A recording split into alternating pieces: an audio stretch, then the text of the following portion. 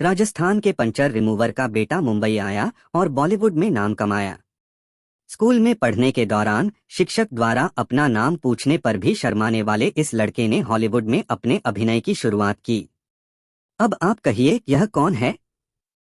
तो यह कोई और नहीं बल्कि हमारे पसंदीदा अभिनेता इरफान खान हैं।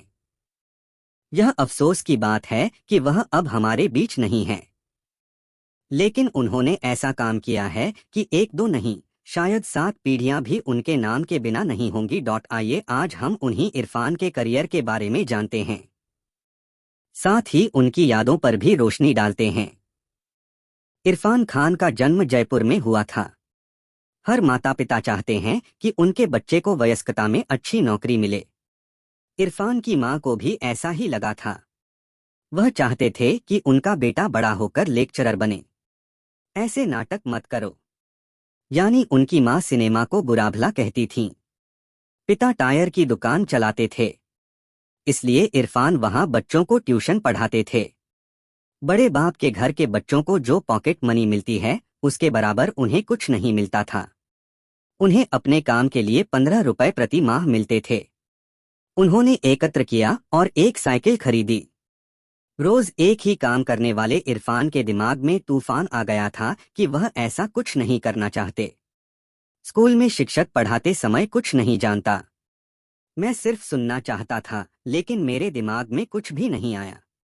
लेकिन मेरे दिमाग में एक ही बात चल रही थी कि मैं कुछ और करना चाहता हूं, जिससे मन को शांति मिलेगी।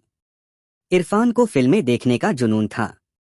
उस समय प्रेम प्रकाश नाम का एक थिएटर था, जिसे आज गोलछा के नाम से जाना जाता है।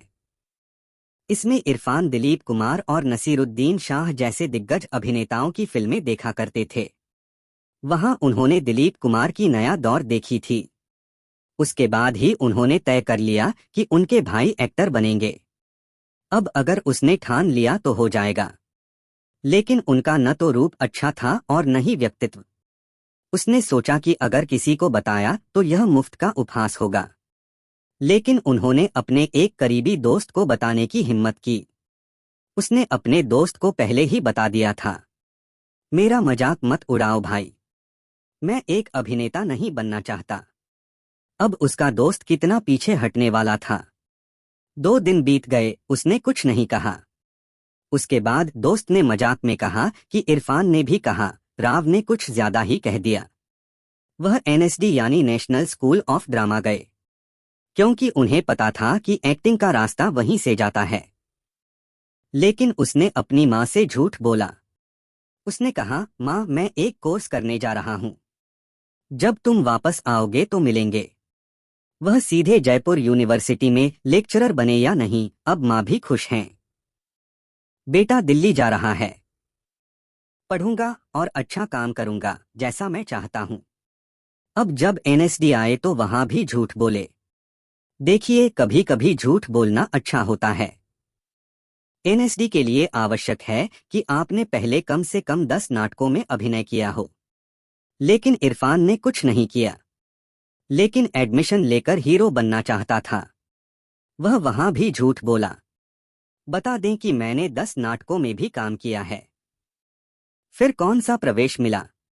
इरफान अपनी कक्षा का सबसे होशियार लड़का नहीं था। वह एक छाया था, बात करने के लिए ज्यादा नहीं।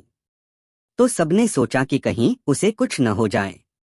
लेकिन किसे पता था कि ये आने वाले सालों में एक दिग्गज अभिनेता बनने वाले हैं। उन्होंने सुतापा सिकंदर से मुलाकात की। वह उसकी प्रेमिका भी बन गई। सुतापा का घर अच्छा था। वह जब भी अपने दोस्तों को अपने घर ले जाती तो इरफान वहां अपने भाई की लाइब्रेरी में बैठ जाते। अब कौन सा लड़का अपनी गर्लफ्रेंड के घर जाकर लाइब्रेरी में बैठता है? यह लड़का लड़की की मां से बात करने और लाड़ प्यार करने के बजाय लाइब्रेरी में जाकर बैठ जाता था। लेकिन यह इरफान था। कोई भी काम अलग तरीके से करें। एनएसडी में उनका एडमिशन हुआ ही था कि उन पर आसमान टूट पड़ा। उनके पिता ने दुनिया को अलविदा कह दिया। इरफान अपने परिवार के सबसे बड़े बेटे थे। परिवार की सारी जिम्मेदारी उनके कंधों पर आ गई। एक मध्यम वर्गीय परिवार में पिता की छत्रछाया के बाद सारी जिम्मेदारी घर के बड़े बेटे पर आ जाती है। तो ये जिम्मेदारी भी इरफान पर आ गई। वह अपने पिता की दुकान पर बैठने लगा। लेकिन आप क्या करेंगे? एक तरफ सपना था तो दूसरी तरफ परिवार था। एक शख्स ने उनका साथ दिया, जिसके चलते वह जयपुर से दिल्ली आ गया। वह शख्स इरफान का छोटा भाई था।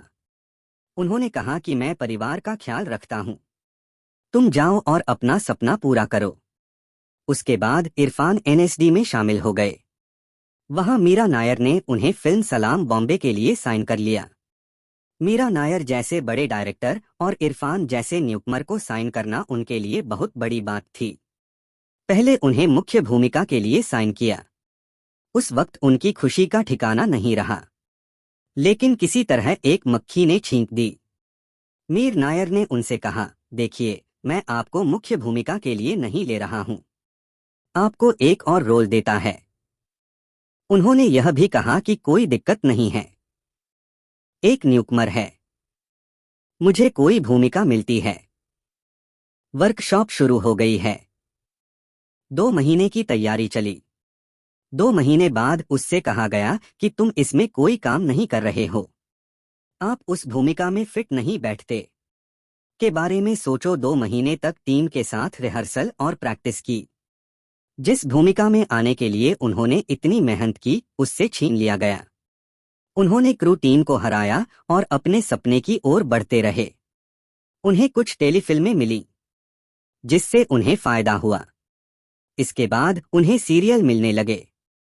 लेकिन समस्या यह थी कि करने के लिए कुछ और था।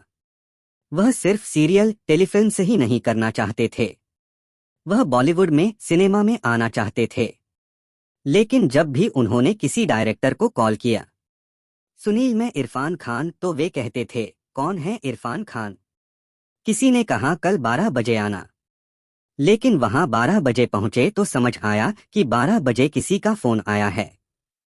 बाद में आना बहुत कुछ, मतलब ढेर सारे रिजेक्शन। लेकिन संघर्ष जारी रहा। मन के एक कोने में उदासी छाई हुई थी, लेकिन लग रहा था ठीक है, मैं करूंगा, ठीक हो जाएगा। इरफान के साथ एनएसडी में थे तिग्मांशु धूलिया। वह एक प्रसिद्ध निर्देशक हैं। ये कोर्स उन्होंने इरफान के साथ किया था। उन्होंने यह भी सोचा था कि इस लड़के में टैलेंट है, जब मैं फिल्म बनाऊंगा तो वे इसे जरूर कास्ट करेंगे। गौरतलब है कि इरफान करीब 2 दशक से संघर्ष कर रहे थे, लगभग 20 साल।